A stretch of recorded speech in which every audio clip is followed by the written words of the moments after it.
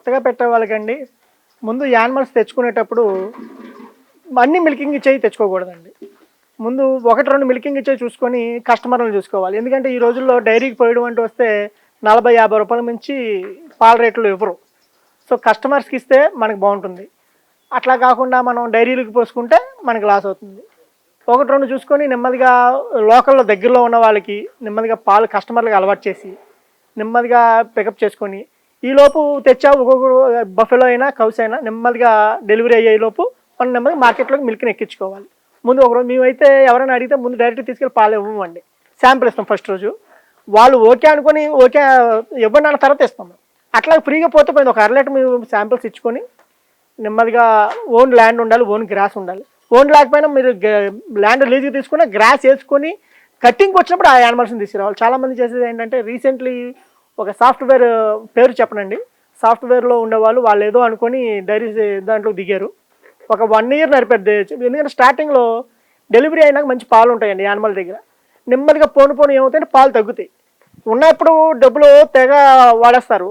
ఈ నెమ్మదిగా ఈ తినడం మొదలెడతాయి. ఎందుకంటే ఒక 5-6 నెలలు అయ్యేటప్పటికి పాలు తగ్గడం మొదలెడతాయి. సో ఆ టైంలో చేతిలో జేబులో డబ్బులు పెట్టాల్సి వస్తుంది. చాలామంది చేసే మిస్టేక్స్ ఏంటంటే పాలు ఇచ్చేస్తుంది కదా అని ఆ డబ్బులు ఇష్టానికి వాడతారు. ఒక పక్కన పెట్టాలి. డెలివరీ అయినాక మంచి పాలు వచ్చే డబ్బుల్ని పక్కన పెట్టుకొని ఆ తర్వాత 6 నెలల తర్వాత ఈలోపు ప్రెగ్నెంట్ అవుతుంది యానిమల్.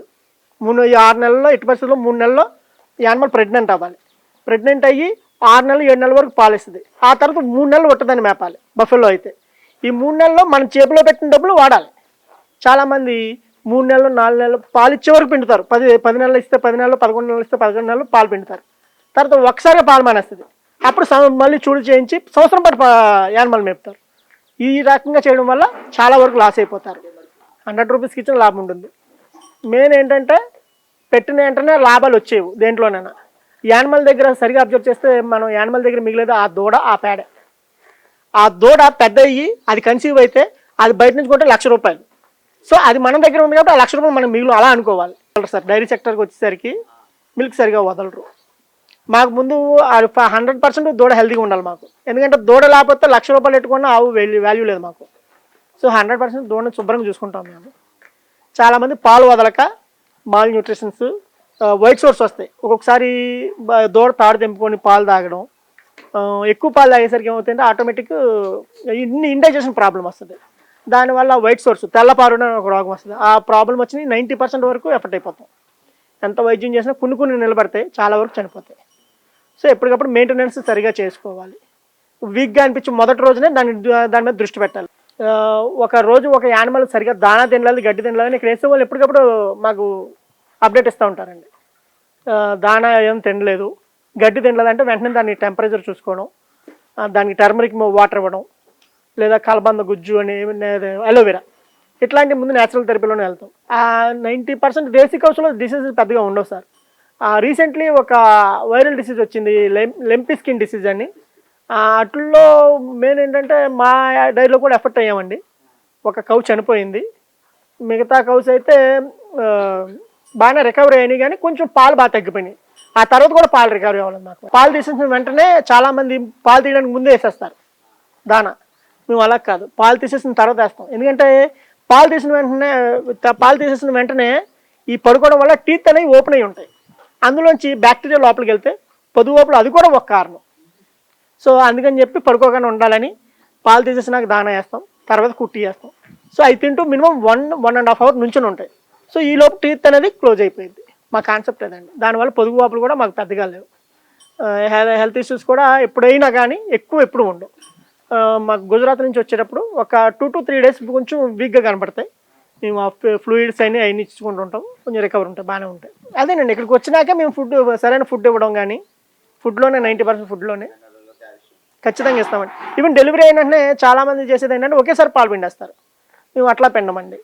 ఒకసారి ఒక యానిమల్ డెలివరీ అయిందంటే 50 to 60% మాత్రం మిల్క్ పిండుతాం, మిగతా మిల్క్ సాయంత్రం. సో ఒకసారిగా డ్రాప్ అయితే ఏమవుద్దంటే యానిమల్ వీక్ అయిపోయింది. ఒకసారిగా జున్నుపాలు అంటాం కదా, అవి ఒకసారిగా పిండడం వల్ల కవ్ వీక్ అవుతుంది.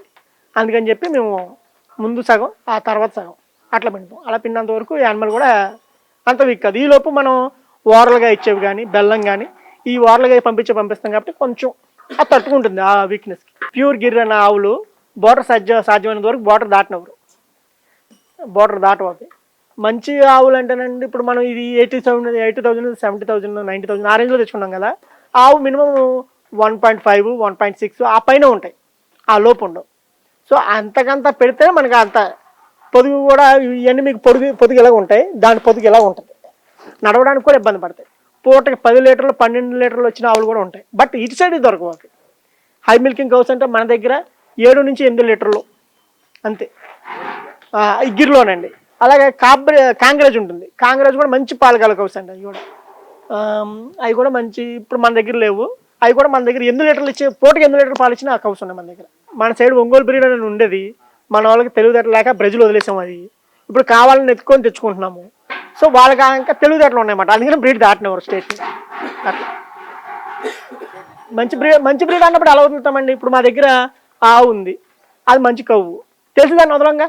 మంచి పాలిచ్చే కవ్వు తెలిసిన తర్వాత కూడా అసలు మంచి పాలిచ్చారు అంత ఈజీగా బయటకు రానివ్వరు. ఫస్ట్ వన్ ఏదండి మా హై మిల్కింగ్ కవ్వు అండి, 6.5 సార్, 6.5 పూటకి.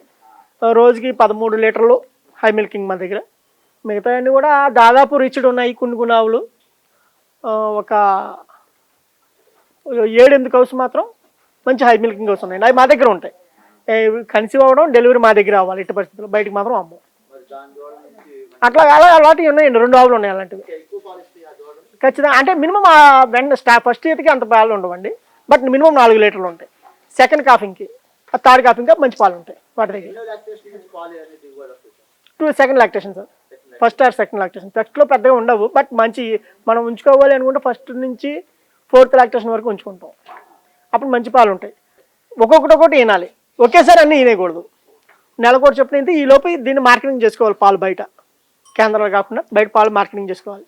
ఈ రోజులో త్రూ కస్టమర్కి తీసుకెళ్ళి డోర్ డెలివరీ చేస్తే మంచి ప్రోడక్ట్ ఇస్తే కళ్ళు మూసుకొని తీసుకుంటారు. ముందు శాంపిల్ వాడి చూడండి సార్, మా మీద నమ్మకం ఉంటేనే మీరు ఒకసారి మమ్మల్ని విజిట్ చేయండి, మేము ఏం ఫుడ్ పెడతాం అన్నీ చూడండి అని డైరెక్ట్గా ముందు కస్టమర్కి నమ్మకం తెప్పించుకోవాలి సార్. సిటీ అని కాదు, ఇప్పుడు ఈ ఆవు పాలు 250 రూపాయలు ఇట్టి అమ్మిన వాళ్ళు కూడా ఉన్నారు. మీకు ఎంక్వైరీ చేస్తే తెలుస్తుంది. సో మేము 120 రూపాయలకి అమ్ముతున్నాం అంటే మనకి తక్కువని కాదు, అలా ఎక్కువని కాదు, మనకి అది సరిపోతుంది. కమర్షియలైజ్డ్ కాదు, అది మంచి పాలు తాగాలి, మనం బతకాలి, అయ్యి బతకాలి. Minimum grace period 3 years sir. 3 years తర్వాత మనం లాభం ఎక్స్పెక్ట్ చేయాలి దాని దగ్గర నుంచి. అంటే మనకి డైరీ నడుస్తున్నంత వరకు దాని దగ్గర వచ్చే లాభం ఏంటంటే ఆ దూడ ఆ పేడ. ఆ దూడ కూడా 3 years తర్వాత మనకి ఇన్కమ్, ఆ పేడ ఎప్పటికప్పుడు ఇన్కమ్. ఆ రెండే మిగిలిన అనుకోవాలి. ఉత్తిని సాగరీ చేస్తున్నాం అనుకోవాలి 3 years పట్టు. దాని మీద వచ్చి ఏ రూపాయి మన జేబులో పెట్టుకోకూడదు. స్టార్టింగ్లో అది నేను చెప్పాను కదా ఇందాక సాఫ్ట్వేర్ వాళ్ళని, స్టార్టింగ్లో మంచి ప్రాఫిట్ కనబడింది. 6 నెలల్లో ఫ్రెండ్స్ని తీసుకొచ్చి పార్టీలు పెట్టి మంచి గట్టిగా ఎంజాయ్ చేశారు. నెమ్మదిగా సంవత్సరం తర్వాత పాలు తగ్గినాయి, జేబులో నుంచి తీయడం మొదలెట్టారు. 1.5 year మెయింటైన్ చేశారు, మొత్తానికి మూసేశారు. అట్లా ఉంటాయి. ముందు మనం డైరీ పెట్టేటప్పుడు ముందు కొత్తగా పెట్టిన డైరీస్ తీసేసిన డైరీస్ తిరగాలండి. తిరిగితే వాళ్ళు చేసిన మిస్టేక్స్ ఏంటి, మనం చేయకూడదు ఏంటి, ఇవన్నీ రాసుకొని దాన్ని బట్టి దిగాలి మార్కెట్లోకి. వెళ్ళిపోతున్నాము చేసేస్తున్నాం అని కాకుండా ముందు మిస్టేక్స్ తెలుసుకుంటే ఆ మిస్టేక్ మనం చేయకుండా శుభ్రంగా చేయడానికి ఉంటుంది. మాకు ఎలా ఉండడం వల్ల ఎప్పుడు ఫ్రెష్ ఎయిర్ ఉంటుంది, ఓపెన్గా ఉండడం వల్ల స్మెల్ అనేది ఉండదు. ఎప్పటికప్పుడు మనకి ఎక్కడ వచ్చి మనం ఒక మంచం వేసి పడకుండా చక్కగా నిద్రపడుతుంది. పేడ వాసన రావడం కానీ యూరిన్ వాసన రావడం కానీ ఇలాంటివి ఉండవు అన్నమాట. గాలి బాగా వేయాలి, విశాలంగా ఉండాలి. ఇప్పుడు మీరు బయట సిటీలో చూస్తే ఒక గేదె పడుకుంటే ఇంకో గేదె పడుకోవడానికి ఉండదు, అలా ఉంటుంది. మా దగ్గర అలా కాదండి, మేము ఒకదానికి తక్కువ ఒక మధ్యలో ఇంకో 2 ఆవులు పట్టే గ్యాప్ ఇస్తాం. సో అలా ఉండడం వల్ల యానిమల్ హెల్తీగా ఉంటుంది. ఏమన్నా చేసుకుంటే మాత్రం గిర్రావులు లాభసాటిగానే ఉంటుంది సార్. మెయిన్ ఏంటంటే ఓపికగా ఉండాలి. స్టార్టింగ్ డబ్బులు తినేయాలి, డబ్బులు వచ్చేయాలి అనుకోకూడదు. 3 years పట్టు వదిలేయాలి. ఈవెన్ ఈ రోజు కూడా మా ఓనర్ గారు పెద్దగా ఇబ్బంది పెట్టరండి. నాకు అంతా వచ్చేయాలి ఇంత వచ్చేయాలి అనే ఉండదు. మా మెయింటెనెన్స్కి వెళ్తే చాలు, అవి శుభ్రంగా ఉంటే చాలు. మాకు దానాల పరంగానే చాలా వెళ్తాయండి అట్లా. అవునండి, వెటనరీ నేనే చూసుకుంటానండి. ఇందులో మొత్తం నేను 100% ఇట్లో 90% హెల్త్ ఇమ్యూనిటీ పవర్ ఎక్కువ ఉంటుందండి దేశీ గౌస్లో. సో అందుకని ఈ పాలు తాగితే మనం కూడా యాక్టివ్గా ఉంటామంట అన్నమాట.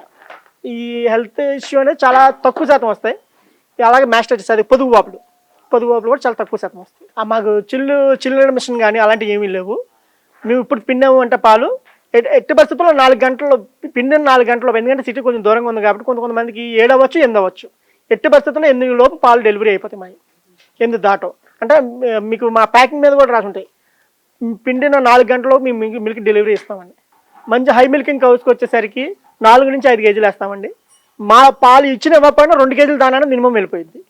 పాలు అది ఇవ్వనివ్వండి 2 కేజెస్ దానాన్ని మినిమం వెళ్ళిపోయింది.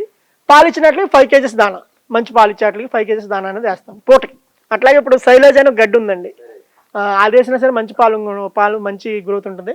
బట్ మాకు ఆ అవసరం రాలేదు. ఎందుకంటే ఇప్పుడు అది రూపాయి కోసం దాన్ని పెట్టి ఆ పాలలో ఏమైనా తేడా వస్తే మా కస్టమర్లు మమ్మల్ని వేరే రకంగా అర్థం చేసుకోకూడదని అవి కూడా పెట్టడం మానేస్తున్నాం. ఆ నేపియర్ ప్రోటీన్ అండి, మంచి ప్రోటీన్. మేము 40 డేస్ 35 నుంచి 40 డేస్ మధ్యలోనే కటింగ్ చేసేస్తామండి. సో ఈ లేట్ అయిపోతే స్టిక్ ముదిరినప్పుడు ఆ ప్రోటీన్ శాతం అనేది బాగా తగ్గిపోయింది. సో అందుకని 35 to 40 డేస్ లోపు కట్ చేసేసుకుంటాం గడ్డి. మాకు 4 acres గడ్డి పుష్కలంగా ఉందండి. ఈ రోజు వరకు బయట నుంచి ఏం కొని తీసుకురాలేదు. ఈ యూరినేనండి ఈ ఛానల్స్ ద్వారా అలాగా గడ్డిలోకి వెళ్ళిపోతాయి, మడిలోకి వెళ్ళిపోతాయి. శుభ్రంగా వీటి ద్వారానే ఇచ్చేస్తున్నాం.